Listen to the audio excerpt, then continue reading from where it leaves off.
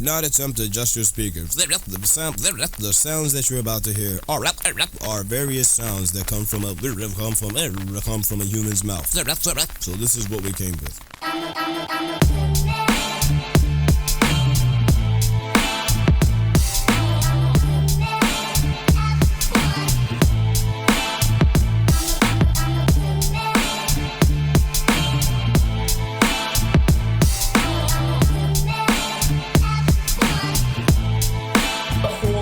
Yes, the whole time. The first 50% of you having a mint is meant for sucking on mint.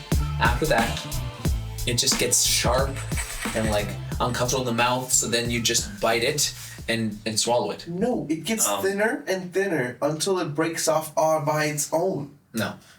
Sorry to disappoint Jory, or maybe this isn't a disappointment, but I suck it the whole time.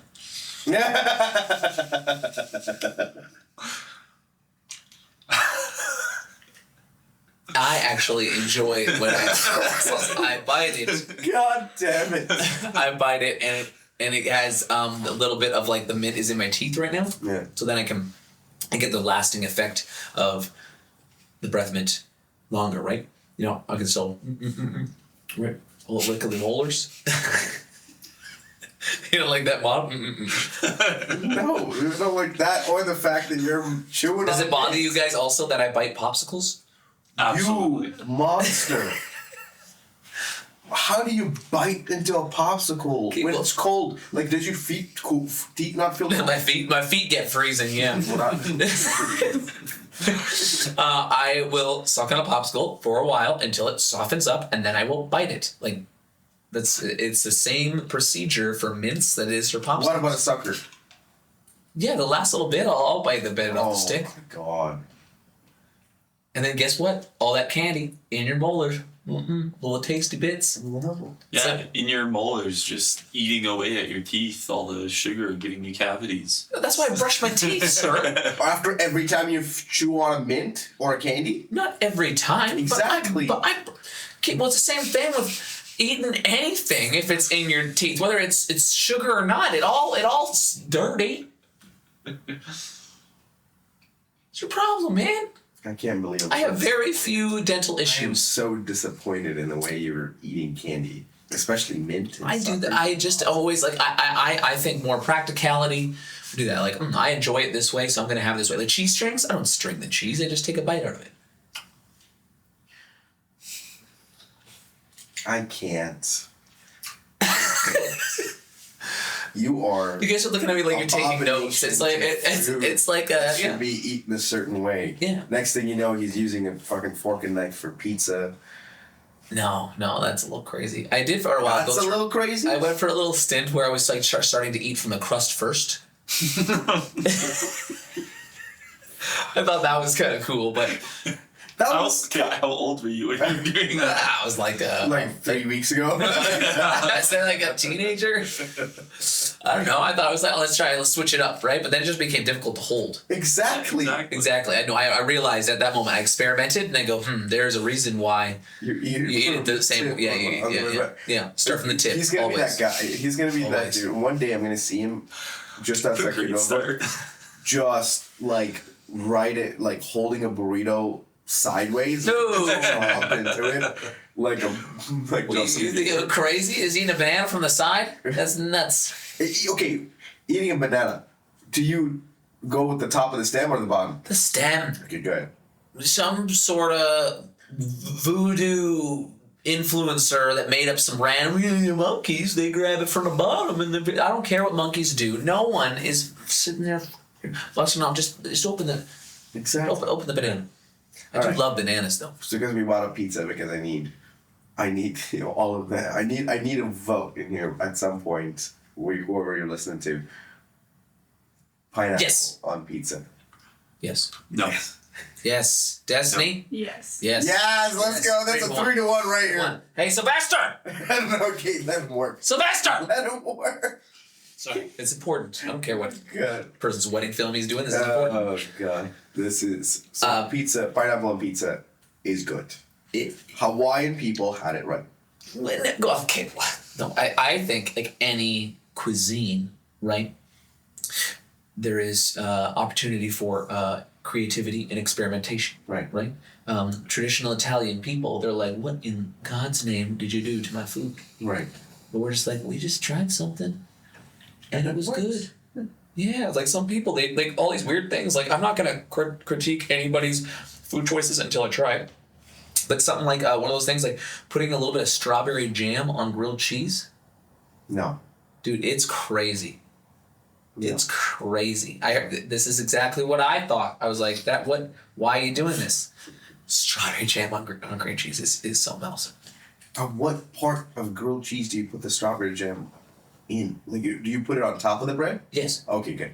Okay, I was like, you put it. No. you It's put post the cheese. post grill. Okay, Post grill. Yeah, post grill. You put a little I guess jam on there. You know what combination that was Some people do that with just with straight marbled cheese. People just the combination that was mind blown by, and ever since then I'm like, okay, maybe there's something here.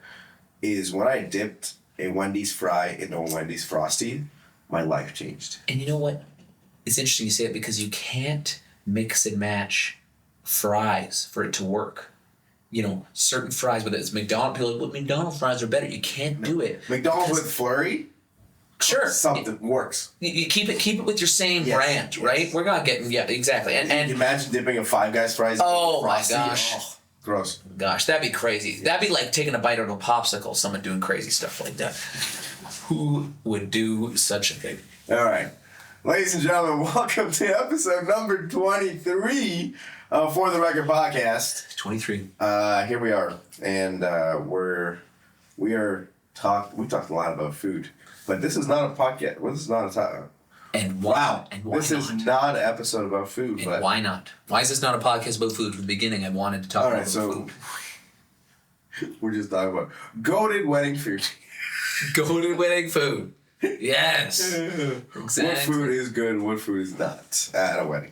Can we just do a quick thing? What do you get excited if you see it on the buffet lineup? What is one food you're like, heck yeah? And I know Chickens and pierogies. chicken pierogies. I also know you're a big mashed potato guy. Yes, mashed potato is a given at this point. Every wedding has mashed potato. If you don't have mashed potato at a wedding, what do you do?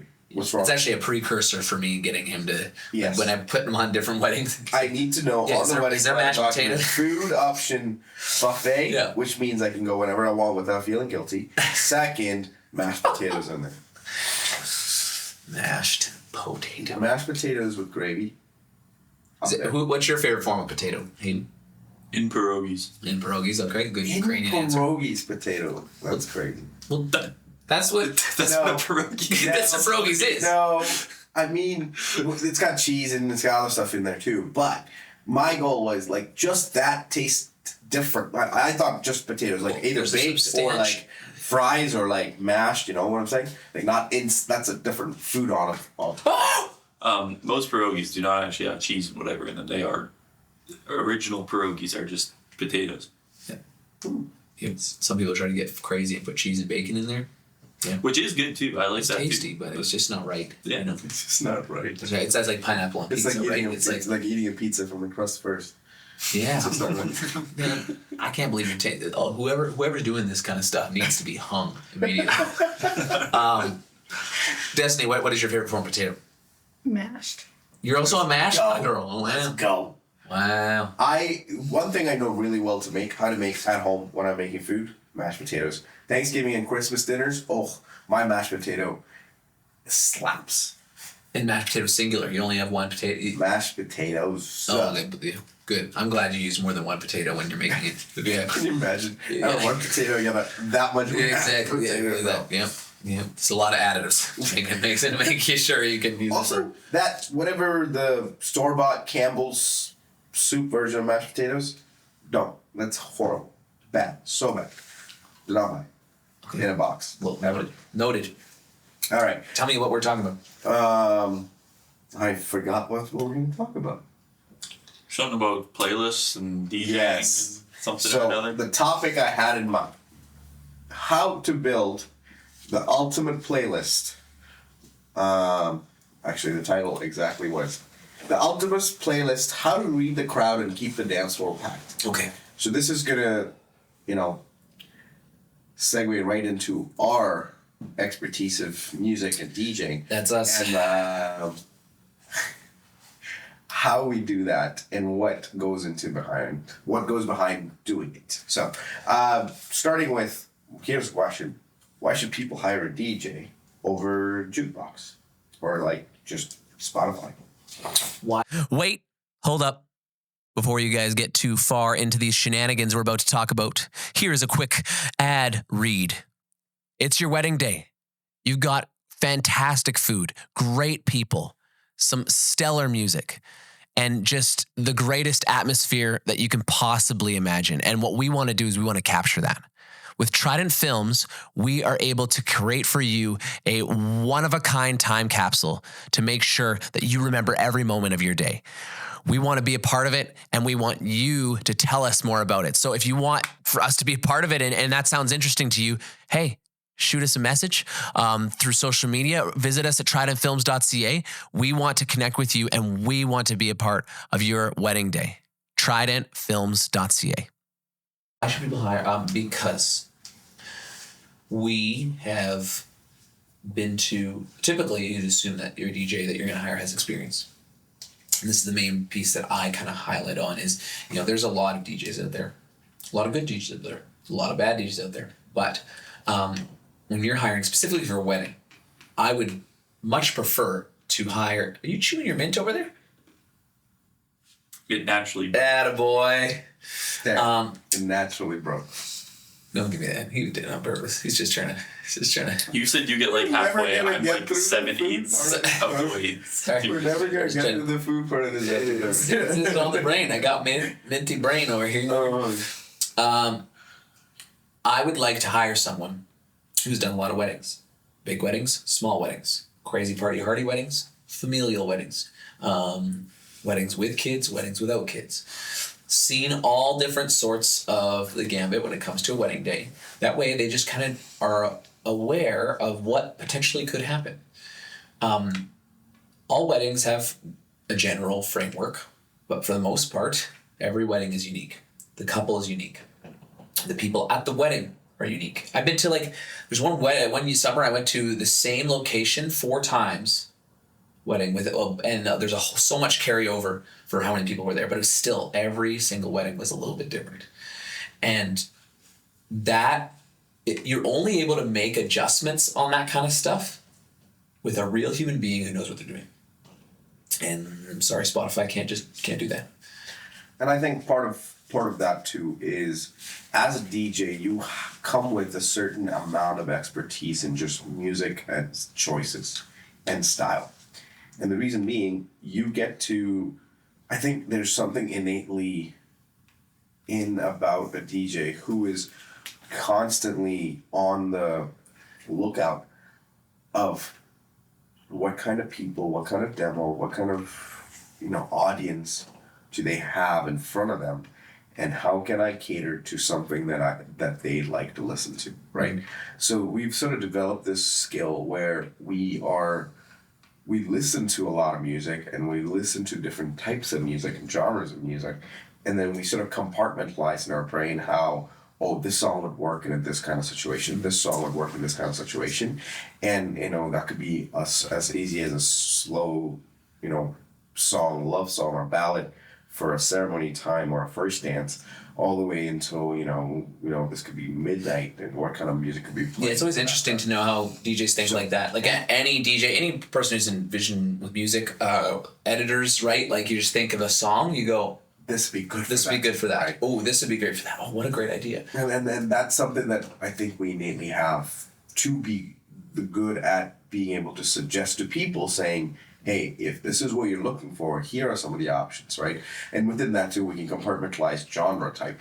So if you're going for a country style, if you're going for a pop style, if you're going for a jazz style or an indie style, here are the types of songs that you can choose that actually would make sense for this moment or this type of time or part of the program. Yeah. So I think that's where we as DJs come and play over something like a Spotify, is because we get to come with that set of knowledge and skill to, one, suggest and recommend and consult with the couple about it. And then the second part, they don't have to go digging around, okay, what does it work for this part of the time? Or what would work for this time of the day? We just have the answers ready to go, right? Yeah.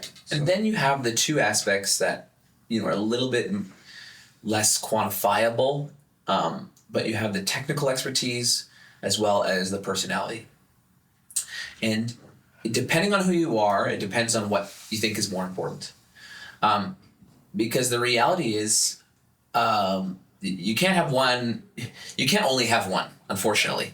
Like, you can have someone with a really great personality, you can really run a party and have a great time and stuff like that, but if they don't know what they're doing, it's noticeable. And you can have someone who knows every inch of their soundboard and how to run and silky smooth transitions, but they just don't, it's just awkward and so you have to have a bit of both. And I think anybody who we've worked with, it's like we're able to identify which is their strong suit and just really encourage and help them build That side. build the other side, right? So there is a nice balance because, I don't know, you don't want to feel, I don't want to say lopsided is a weird one, but like, Yes. yeah, You don't want it to be someone that's just good at music and then can't necessarily work with. It becomes a very, very niche issue of, okay, if this person's only good at music, then I don't think anybody can connect with them outside of it. Because yes, that person, DJ, is going to perform and do whatever they want, but at the same time, it feels like they're just in their own bubble during the day, and they're only come out, during the party time and play the good music and people dance, and that's pretty much it. But on the other side, you can't just have a personality with no music knowledge, because you were hired to do a certain job. So I think it's a melding of both that needs to be in there. And not just one over the other. It's more of I feel like a good 60-40 split. Like, there has to be enough of one thing, which your core skill that you were hired for, and then the other 40 that actually has to complement that, because again, it's just not you and you at, like, the DJ at the wedding. It's a more of a team effort and team sport here, where you have to be able to communicate and be good with. when a team sport is the big thing, I'd say too. Because the reality is that you could, as a couple, put together a playlist and just let her fly. You can. I always encourage people to actually put together some sort of playlist either way. Not necessarily to play at their wedding, but to deliver to us prior to their wedding. Because what you're going to do is you're going to communicate to us so much about your personality by doing that, right? Whether we play every song to a T or not doesn't matter. But for me to go, okay, I understand, I feel a lot of what the bride and groom like, what their family likes, what their group likes. And for me to go to a party and say, okay, I know who I am, what I like, what I can do. I now know what they like, what they're thinking, and what, how they feel. And mixing that with just the energy of the day, the experience, and then my expertise on top of that, you have a nice, perfect balance of high potential for a great party. And what do you think is, because we're talking about requests and music, what do you think is a good balance between finding the right music for the people from you and your expertise as a DJ, and blending that balance with people's requests and the couple's requests, or a couple's style? What is that? Like, where do you think, because there's some sort of blending happening. Yeah. It's not just, if you and me go to a party, it's mostly if we like if we play what we like, it's gonna be Banjo ballads, big banjo group here. Yeah, ton of banjo. But we're gonna be playing mostly EDM stuff. Like, we love that, and we can go all night with that. But that's not what we're there for. So how do we balance what we know in terms of music, plus what the guests want to hear as in terms of requests, and balance it with the couple as in terms of style? That, I think, is the crux of what we do. Like, finding that balance. And the unfortunate part is sometimes you just don't get the balance right. Sometimes you get influenced by the crowd too much. You start kind of to go down that rabbit hole where you listen to, the drunk group of dudes that are just on you about playing certain things. Whether you're just influenced by the fact that maybe you're tired that day, and just the energy there, like, if you can let those things kind of creep in and take over, it can negatively affect the experience. Then you got the other side where you are just in charge and you think you run the show and that's that, and you're playing a lot of stuff that the crowd doesn't want to hear. Right. And partly that to add to that too is I feel like we have to make decisions of some of those requests and be like, Yep. Oh yeah. I get it, broski, but we're not gonna play that. No. And sometimes I'm pretty straightforward and honest with them, and just say that, like, hey, you know, and you gotta kind of weigh your pros and cons on having that or just setting it aside in your head. But I don't know. I think that I think that what you just mentioned there, that balance, finding that balance, or what is that balance? Like, it's different at every party, but finding that balance is hard to do, and that's why you pay us to do it. Mm-hmm.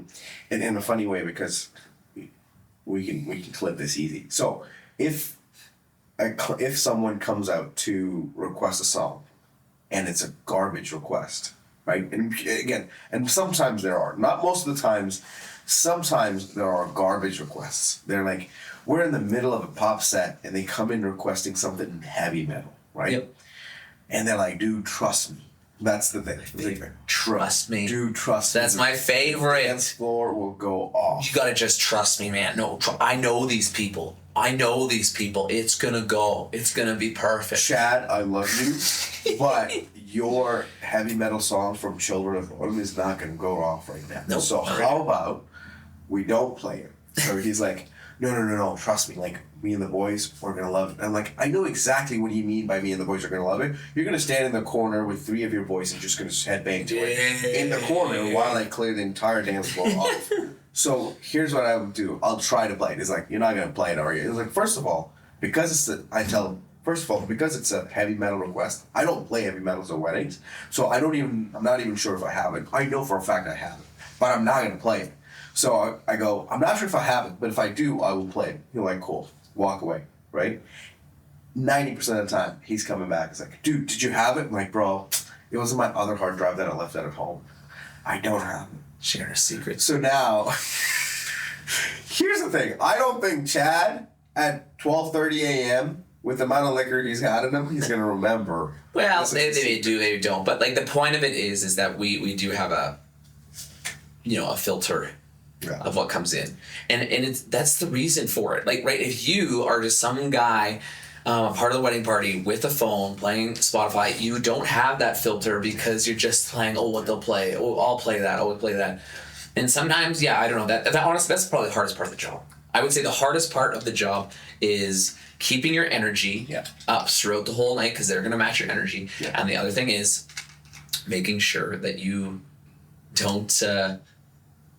You don't get too heavily influenced by what's going on. Like, you have times like drunk women, men, whoever are getting a little pushy and trying to take over, and you kind of have to stand your ground. Right. And you have to know that you might piss off a couple people in order to maintain the happiness of everybody else. And here's the hardest part I had to deal with before once, and it was tough because it's a good banger. So again, party's going on at the wedding planner, on the wedding planner document. The bride specifically mentioned no Shania Twain. Yep. Right? Been Absolutely. that. In caps on the document I have no Shania Twain. So when I see it, obviously I'm going, okay, I can't even touch Shania Twain at any point of the night. Did you by chance, Ronnie, that night get requested about 6-7 times Shania Twain? Yes. Yeah, okay. So what do you do? So the lovely lady comes up and saying, hey, can I get, man, I feel like a woman, Shania Twain. Right? And I literally look her dead in the eye. So here's what we try not to do. We don't try to put the couple under the bus and be like, oh, the couple didn't want it. Guess what they're gonna do? Walk right over to the couple and be like, hey, can I ask the DJ to play Shania Twain? Yeah. They're not gonna say to your face, no, you can't. I hate Shania Twain, because you're asking them to. They're gonna be like, oh yeah, sure. But internally, they're like absolutely dying because they didn't want to hear Shania Twain. So I don't want that whole interaction to happen. So I basically looked dead in her face and said, I don't have Shania Twain on this hard drive. She gave me the most absolutely flabbergasted look and go, what the heck did you just say? Yeah, because she's like pretty positive that that's And I can, preposterous. I'm positive this was the middle of a country town in a bar. And I have to have Shania Twain. And I do. But I told her, I don't have Shania Twain on this hard drive. And she just was absolutely, she just started tracking backwards, going, I can't believe this guy just said he doesn't have Shania Twain. And I could see the disappointed look in her face, but I'm like, that's the easiest way for me to stop having this conversation again and again, where you keep coming asking me for Shania Twain and I keep saying no. Or I fold and I say the couple that want. So just the easiest way to get through. But those are things you learn as you go, as you're doing this as a profession. But last question about being able to read the dance floor. How do you read a dance floor? When I say read a dance floor, what does that mean to you? Takes years of high level education. I got a couple PhD. Yeah, multiple. I got multiple doctorates in dance floor dynamics. How do you read a dance floor is something that you have to go to many parties to figure out. You have to have a large library inside your head of songs. Mm-hmm. You can only read. It's just like anything. Like you can only read a big chapter book if you've been taught how to read the sounds of all the things. You have to have interest in that topic. You have to have there's a lot of prerequisites that come with that. So how do I read a dance floor? I look at the group, both the size and the kind of patrons. I try to identify their level of intoxicatedness. Yeah. I identify where we are location-wise. I always have the joke, I'm like, oh man, we are more than 100 kilometers from the number one highway. We haven't played country in an hour. I'm so sorry. I broke a law. Like, that's illegal. I should be expelled from this. Exactly. Yeah. I can you forgive me? And then footloose. Something to save it. And then so where are you? What's the crowd like? Time's huge. What time of the night is it? I'm so sorry, but it is 9:00. I'm not playing Fishing in the Dark right now. Yeah. It's 9 p.m. It's not even dark outside. It's not even dark. You want to fish? Yeah, exactly. You can't fish in the light. Like who Middle of July. Who in the world are you guys playing Fish in the Dark at 2 in the afternoon? Middle of July. It's still 10. Right out at 10 p.m. Yeah, exactly. You can't do that. We gotta wait till the dark. Yeah, exactly. So those are all really important factors, and you just kind of weigh the pros and cons of how that's going on. You look at the size of the group. You look at what you want, how you want to build your dance floor. Right? If there is all ladies on the dance floor, no dudes on the dance floor, that's going to change the song you're going to play. Yeah. All dudes on the dance floor, no ladies. Rarely happens, but that is going to change what music you play. All dudes on the dance floor, no ladies happens at 12:45 when you start playing Mr. Brunson. Oh gosh, I was just about to start singing. I was like, jealousy. In a circle, ties around the heads, hands over shoulders, jumping up and down. Yeah, singing Nickelback. Oh, Creed. Say it out with you. 6 feet from the edge, and I'm thinking. Another part too, I think reading a dance floor comes down to, for me, primarily the demo, like the demographic of people, right? Like I guess, plus or minus 8 to 10 years, unless they're really good. Oh, age. Yes. Age, yes, it is. So unless they're really good at maintaining their physique and they live 30 when they're supposed to be 55, that's they're supposed to be. You're supposed to be 50. Is that how you guess his age? It's like, they look about 50. All right. You're supposed to be 50. You're supposed to be. I like that. When they're allegedly 55, good. So I think age matters in a sense of just what kind of, I always go back to, if they were in their 20s, what did they listen to, right? So you do the math backwards and, roughly you have a land of 80s or 90s or 2000s. God, now people in their 20s, holy cow, teenage years of 2000s, god damn it. So you get to sort of realize that and then start figuring out what did that era bring you, right? And that's a part of it too. So again, sometimes it's a deep cut out of nowhere and they haven't listened to it in so long. I'm like, oh my God, I forgot about this. No, I'm finding I'm the age of most people get married right now. Like, I was there. Yeah, you were there, and that was the time you're just like, I know. Exactly. Just trust me. They're like, oh, my favorite is I did a social, and I'm like, so what are you thinking? Like, we were in small towns, and like, every country crowd, read this and that, and she goes, throwbacks. Wow. And when she says throwbacks. When you said throwbacks, yeah, 2007, 2008, that's God. Throwback. I was a teenager. Hilarious. So Throwbacks. So here's a fun set of observation on my end. I started DJing at weddings when I was 17, right? I was younger, and people getting married were like 26, 27. You betcha. So it took me a good 10 years to get to that part, and I was now the same age as people getting married. Okay, cool.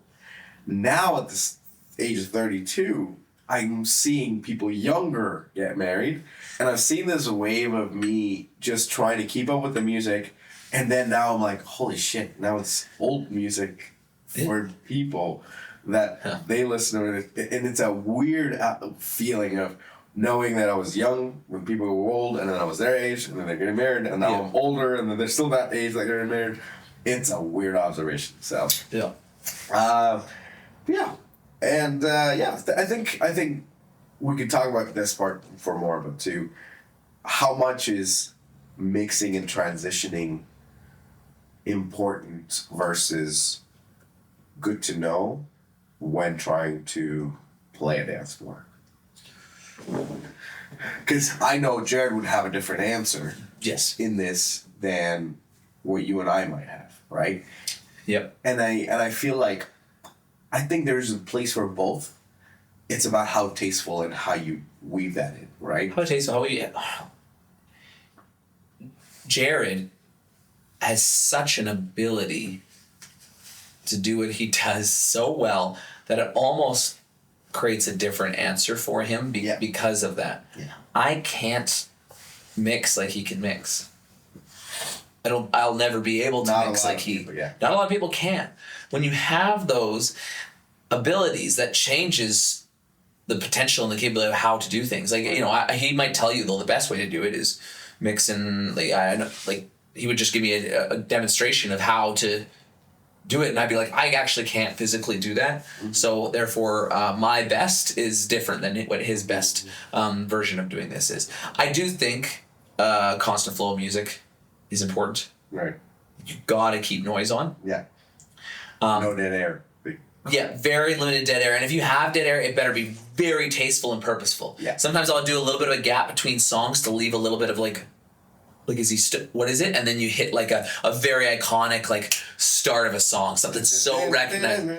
Exactly, something that's so recognizable that it's, they just get all excited about that song. Or I talk. Yeah. I'm a talker, so I'll you remind people about the raffle tickets. I'll remind people about this and that. Keep. It's a good way to also transition genres where that. Yes, huge way to transition genres, right? Trying to go from, 80s to current country. It's sometimes a hard transition when that's what you got a lot of requests for. Yeah.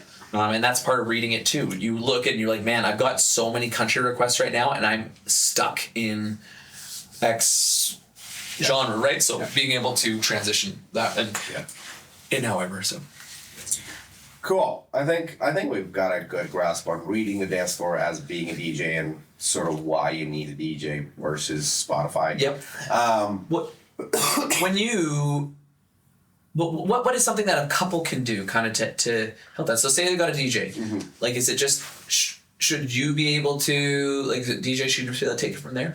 Is that it? Or I think a couple has. What are the responsibilities after that? First, understand the DJ, right? Understand. But hey, do you even have to? Do you have to know your DJ before your event? Yes. You do. Okay. Yes. Here's where I look at it.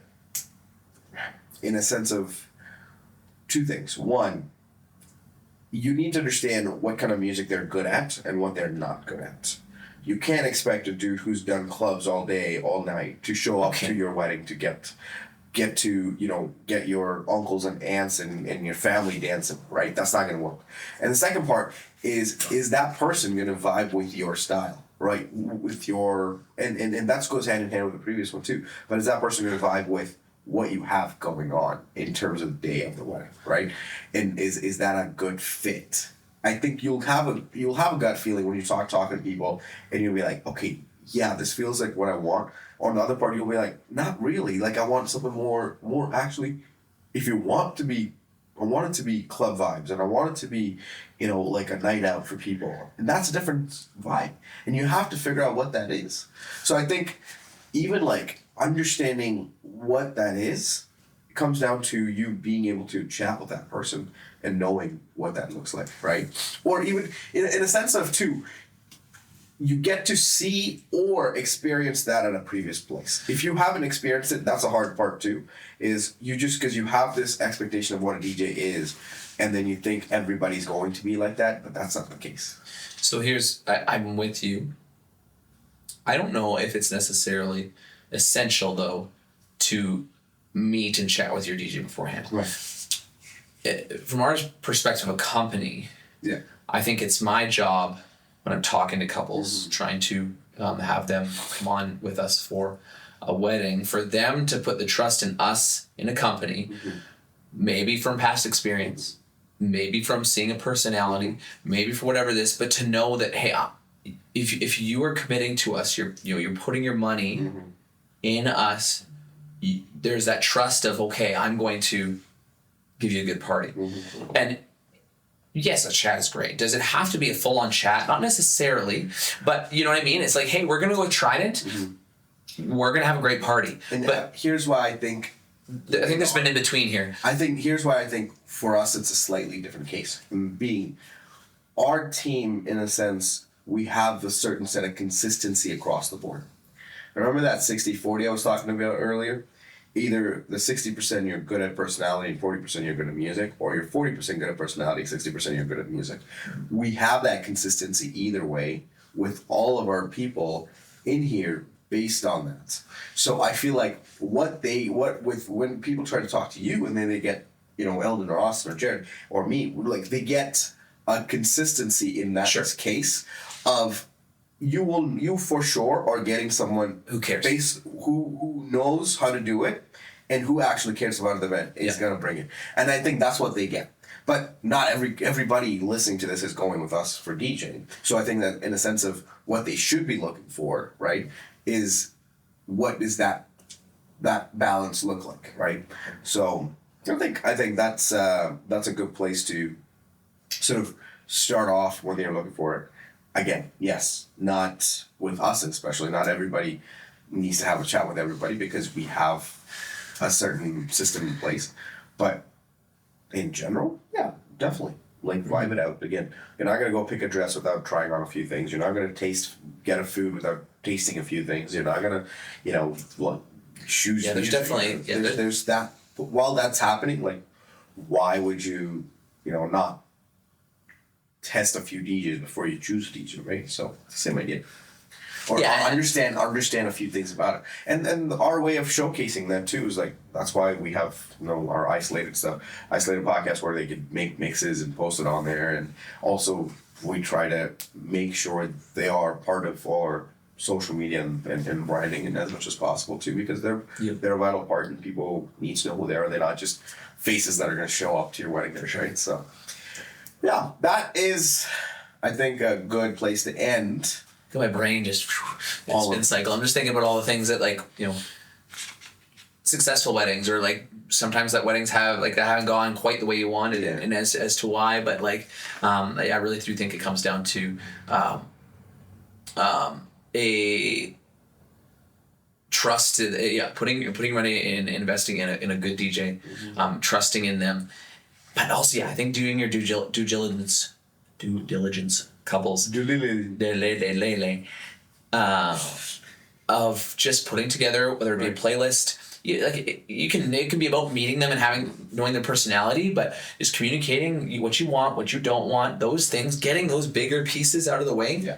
or something, a song that's important to you, a time of the night where you want such and such to happen, like important things to you need to be communicated. 100%. And for It'll all work. couples planning music, start a Spotify playlist or YouTube playlist Yes. or an Apple Music Do it, playlist. do it, do Start somewhere a playlist of songs you'd like to listen to on the day of the wedding. This could be ceremony, this could be cocktail, this could be party, everything. Start a playlist. You have 8 months, 10 months, 12 months to the wedding. Do it now.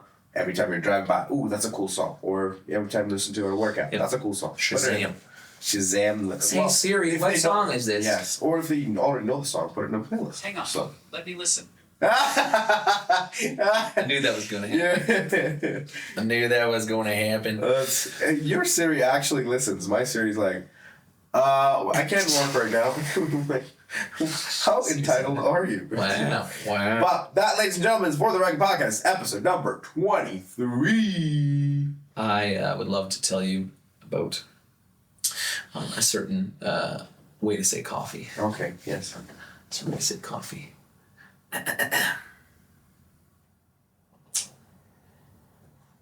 Elixir of life. Some might tell you that there's some magic potion out there that's gonna like bring you joy, happiness, bring you all the knowledge of the world, but it's available at a drive-through near you. It's called coffee. It's an elixir. Rejuvenates your soul, brings tears to the eye, butterflies to the stomach, shivers down your spine. Elixir Butterflies of in the life. stomach, maybe in the morning.